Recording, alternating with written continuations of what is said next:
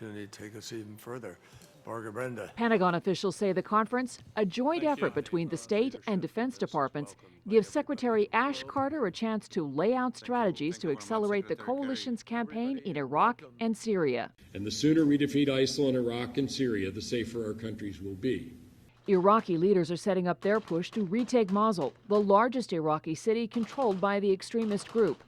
Mideast analyst Michael O'Hanlon says he expects the strategy going forward will be multifaceted. Include special forces on the ground, air base options as potential alternatives to Incirlik, some degree of greater ground presence for humanitarian relief as we start to see safe havens or safe zones emerge.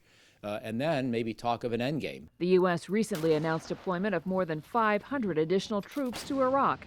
300 U.S. personnel are already in Syria. Military action isn't the only topic among the allies. There are also discussions about how to tighten international cooperation, how to disrupt ISIL's funding, and how to stem the flow of the group's propaganda. The Middle East and other neighboring regions are replete with hawala and other informal money transfers that aren't controlled by regular banks, so they're much harder to track and to control.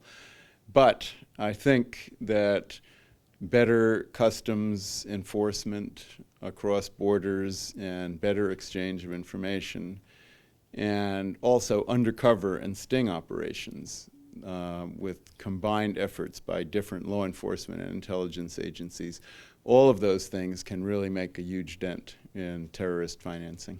And how to cripple ISIL's recruitment to further reduce the group?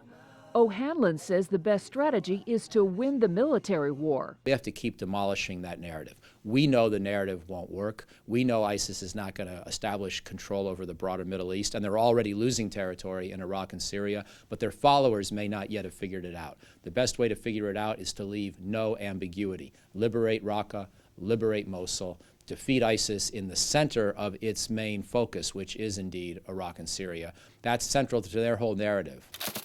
Even with 40% of Iraqi territory and 20% of Syrian lands now reclaimed from ISIL, leaders stress international cooperation is still sorely needed, with the fight far from over. Reporting for Bahrain TV, I'm Marty Johnson, Washington.